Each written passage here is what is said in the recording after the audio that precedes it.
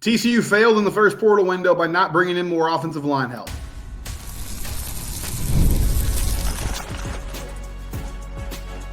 You are Locked On Horned Frogs, your daily podcast on the TCU Horned Frogs. Part of the Locked On Podcast Network, your team every day.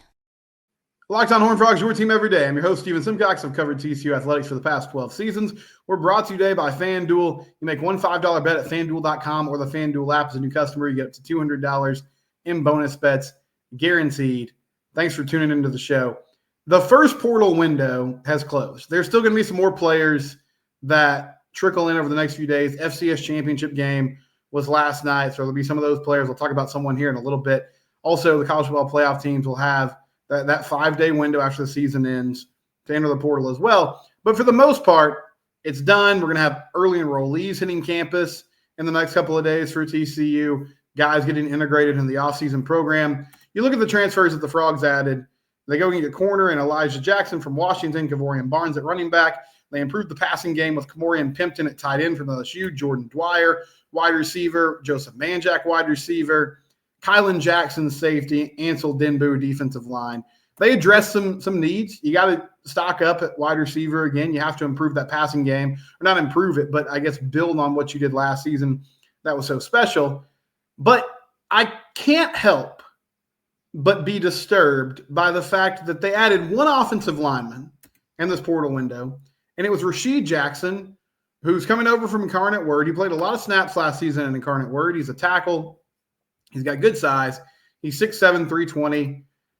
I've watched him in a few of the games that he played this year. He looks the part. I think there's a lot of growth that has to happen. He didn't play football until his senior year of high school, and he came over to Duncanville, and he was a contributor on that team, even though I hadn't played before, which is awesome.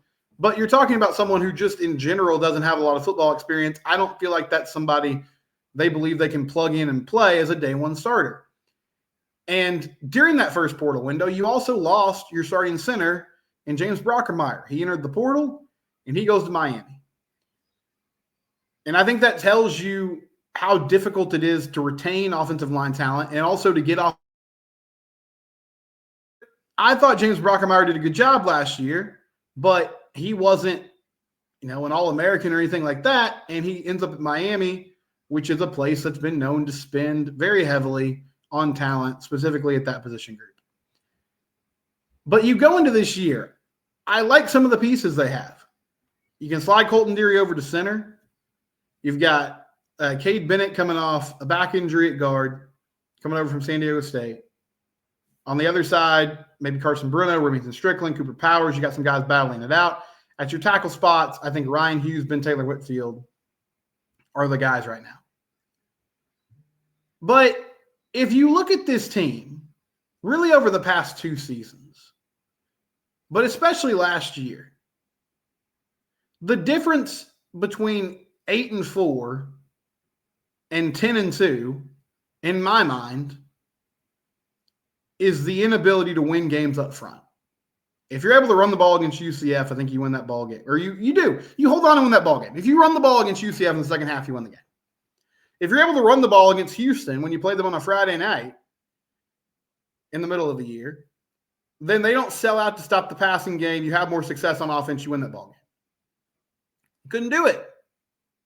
They were a good pass protection unit. They couldn't run the football. They figured it out with Savion Williams. They also had a schedule that was easier on the back end of the schedule, and they won a number of games. But I've said this multiple times. During the year and then this offseason, I would say what TCU did this past season was successful. It was successful. They improved by 3 games in the win-loss column, 4 games in the win-loss column. Talking about the regular season. They finished with a bowl win. They made the postseason. They got better as the year went on.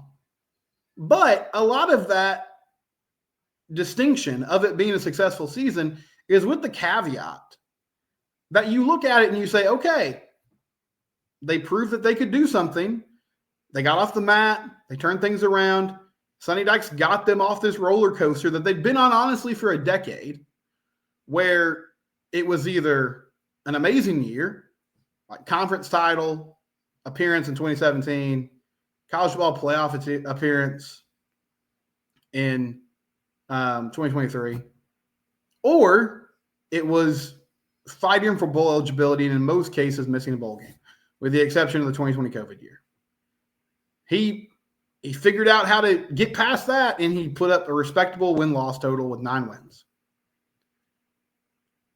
But the question now is, can you build on it? Can you improve? And in my mind, the biggest thing that you have to figure out, the thing that's held you back now for 2 years, but especially this past year, is your struggles with the offensive line, specifically in run blocking. So why not go get help in the portal? I know it's expensive. I understand it. I get it. And I know it's not my money. It's not my checkbook that I'm. But if this is the one thing that is keeping you from making this offense really hum and be more efficient and not go through these lulls where, yeah, they're putting up points and they're stacking up yards. And I thought Kendall Browse did a good job this year. But every game, it's not really data-driven. It's kind of hard to articulate, but they just waste possessions. There's always a 3 or 4 possession run in the ball game where they go 3 and out. It may be their first down, but then they stall out, and they let teams back in the game, or they give up a lead, or the other team extends their lead. There's just these lulls. And it comes back to, even if you have a very prolific passing offense, which they did. Josh Hoover set the record for passing yards in a single season. They had great receivers. I think Eric McAllister's going to be great. I mentioned the transfer receivers that they brought in. But even if you have an elite passing game, when you're relying so heavily on throwing the ball, especially on early downs, it can still put you in a lot of 3rd and 8, 3rd and 10 situations because, okay, 1st and 10, Josh overthrows somebody. 2nd and 10, Josh hits somebody on a little 2-yard out route, but they can't break a tackle and get up the field. Now it's 3rd and 8. You get a free runner on 1st and 10, gets in Josh's face. He has to throw it away. Now it's 2nd and 10.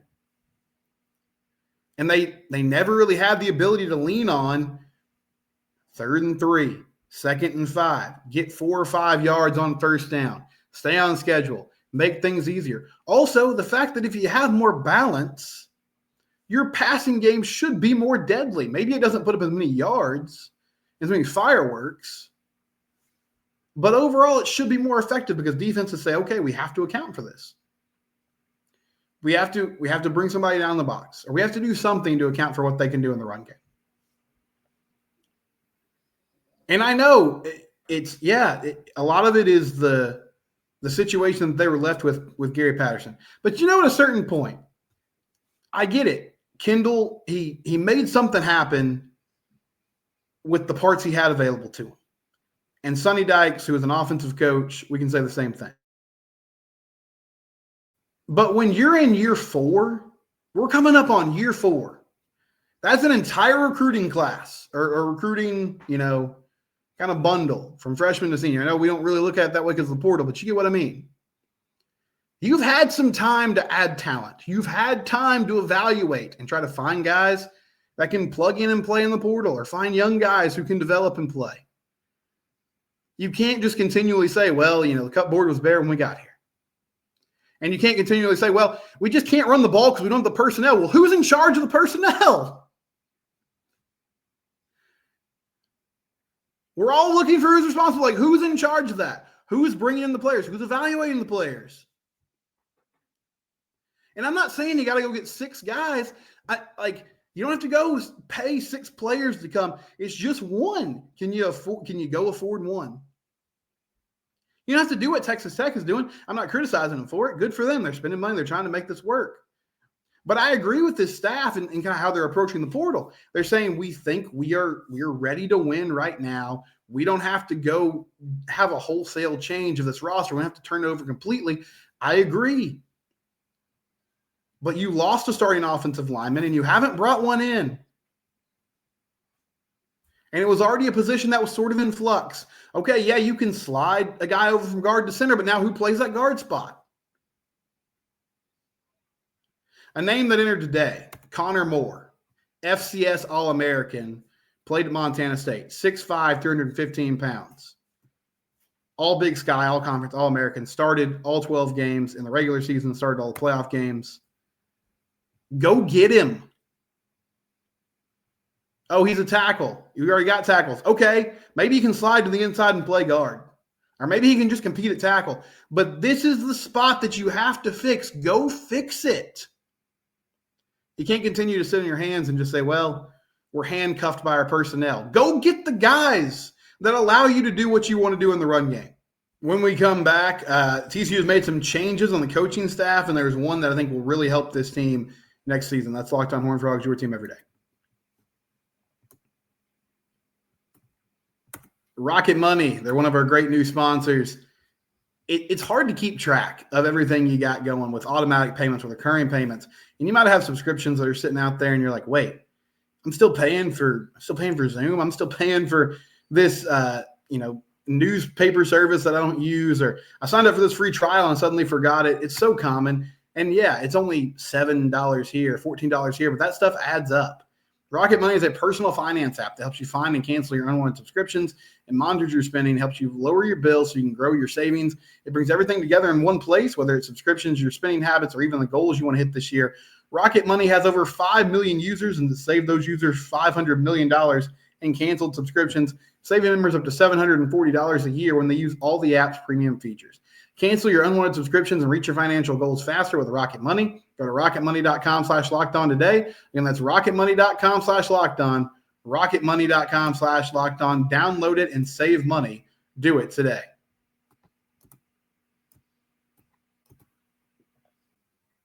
TCU football announced some changes in the coaching staff today. Julius Juice Brown.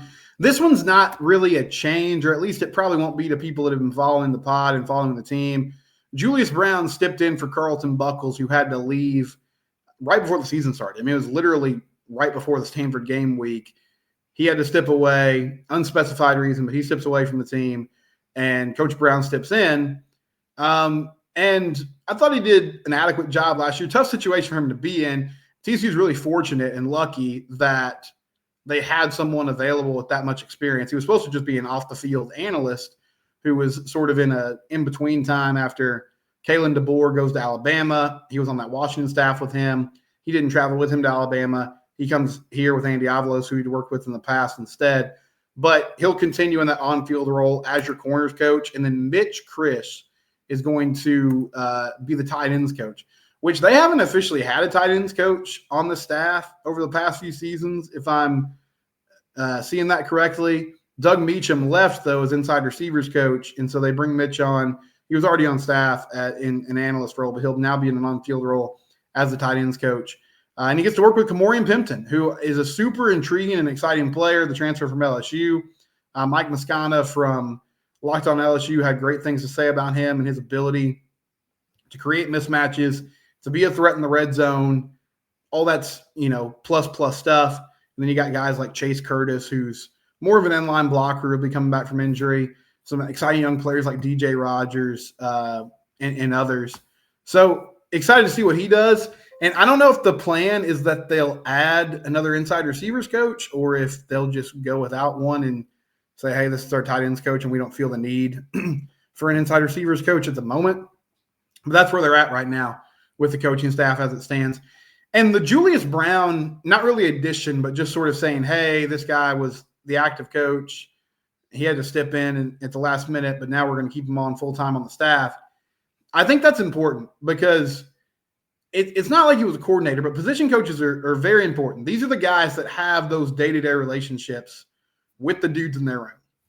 I mean, we talked about all the success these receivers have had over the past few seasons, and Malcolm Kelly's a huge part of that. He's part of that as a recruiter. He's part of that as just an on-the-field guy who's getting these guys right, who's getting them communicating with them on what the route tree is going to look like, what he needs them to do, and he does an outstanding job at that.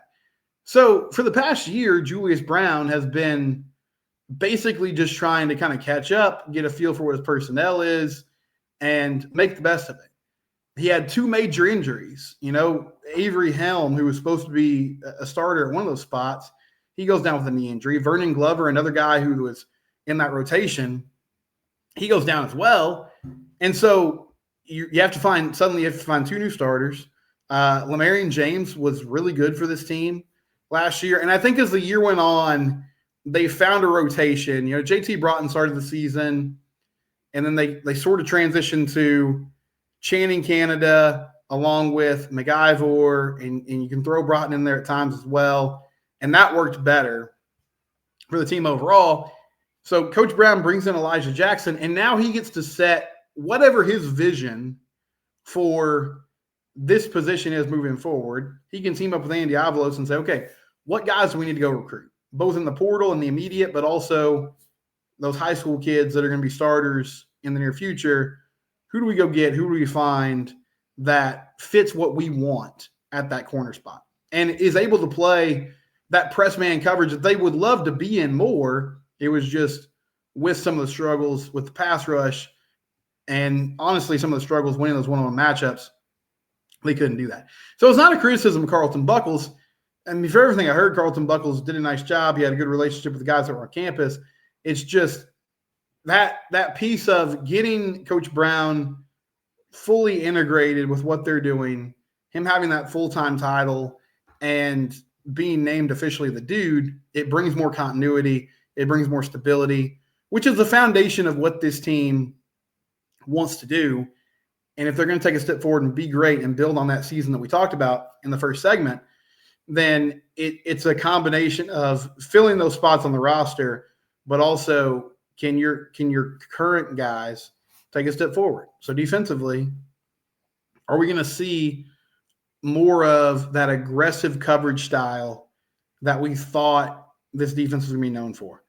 Winning those one-on-one matchups, putting guys on an island and them being able to make plays on these receivers, break up passes, get interceptions. Because even if it's just increasing turnovers, that would be a huge buoy for this defense. You're talking about an offensive-led football team, but you still have to play complementary football. And if this defense is effective, and in the back half of the year, I mean, that Cincinnati game, yeah, it was somewhat weather-related, but, they shut them down. Louisiana had no answer for the TCU defense. Oklahoma State, Arizona did a really solid job. Once you got past that Baylor game, I think you started to see more and more of the identity of what they wanted this defense to be.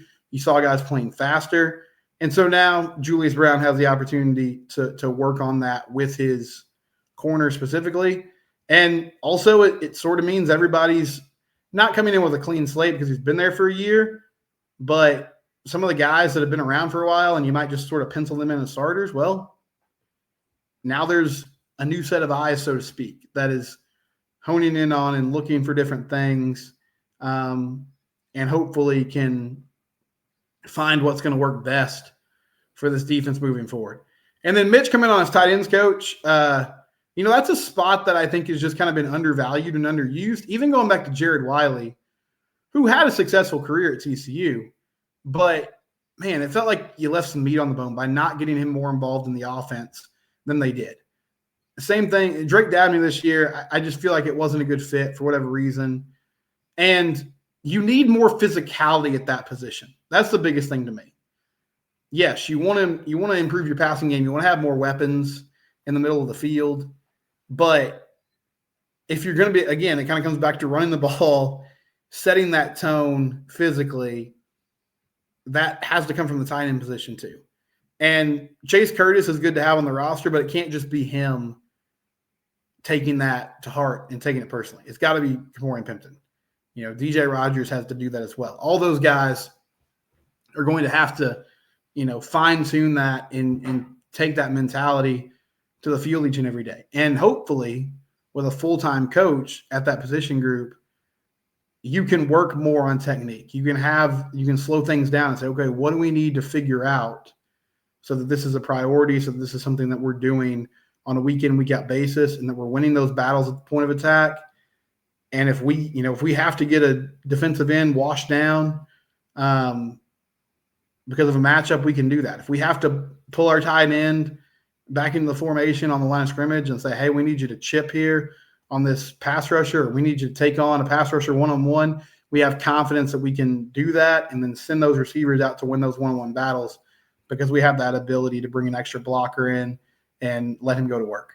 When we come back, we'll talk some basketball, and also we'll get some of your thoughts. It's Locked On Horned Frogs, your team every day.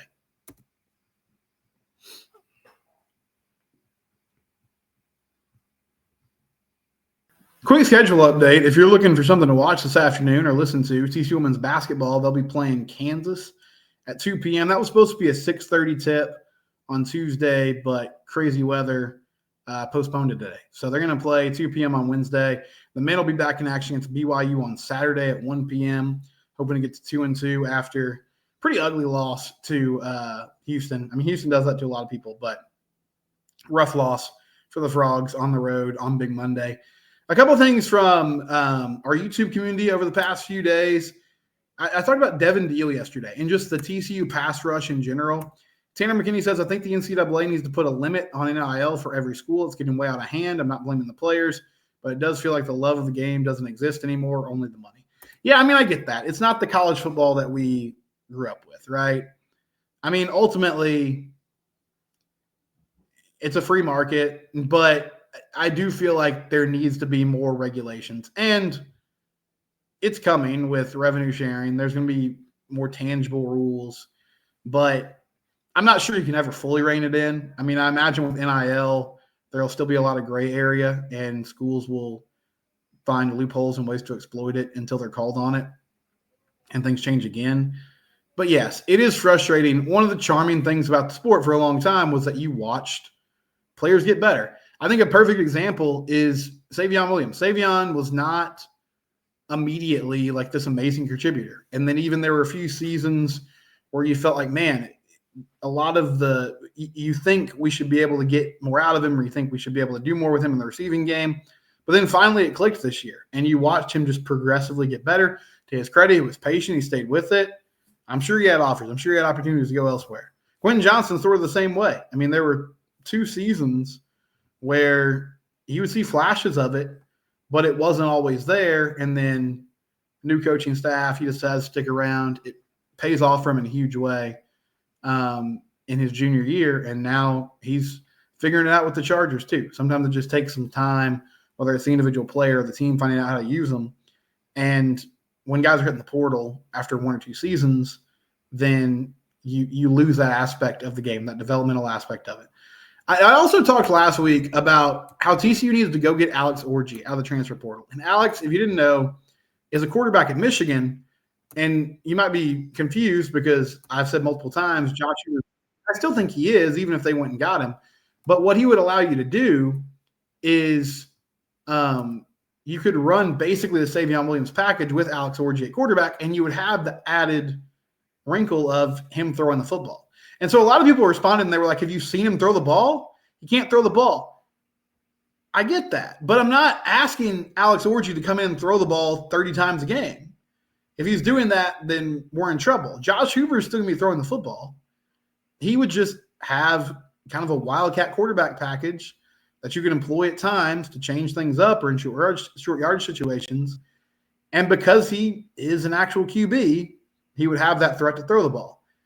You know, with Haas Haney, they didn't really do that, but that option was there next season until he hit the transfer portal to use him in that way. Now you need to go find somebody that can do that.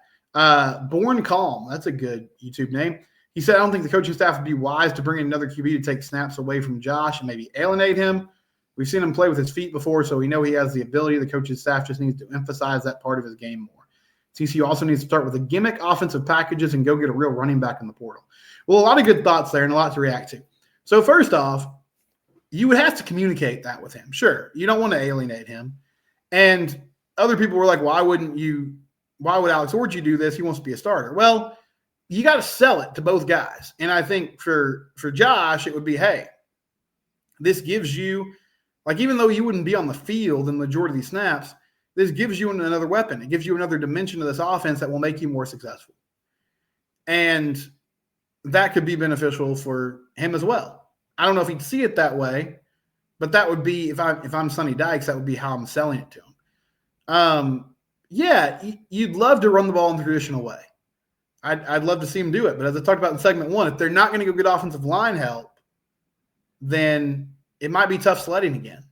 Even though I know they're banking on improvement there with some of the continuity and some of the things they have. I like Cade Bennett. I'm a little concerned he's coming back from injury, but I like him a lot as a player. I like Colton Deary. He's played center before, so that should be a pretty seamless transition. It's that other guard spot and the 2 tackle spots that I'm concerned about. And if you don't address that, I'm just not really sure, like, other than the general rule of guys get more experience in college football, they get better, what you're kind of banking on to improve that run game. And so, yes, it is a little gimmicky, but if you have an actual quarterback running these plays, it is more in line with the traditional offense. It's just kind of a different package that you could employ at times to make things interesting. But we'll see. We'll see what happens over the rest of the winter and into the spring portal window. We'll have plenty of coverage of it here on Locked On Horned Frogs. It's your team every day. We're free and available wherever you get your podcast. Subscribe to our YouTube channel.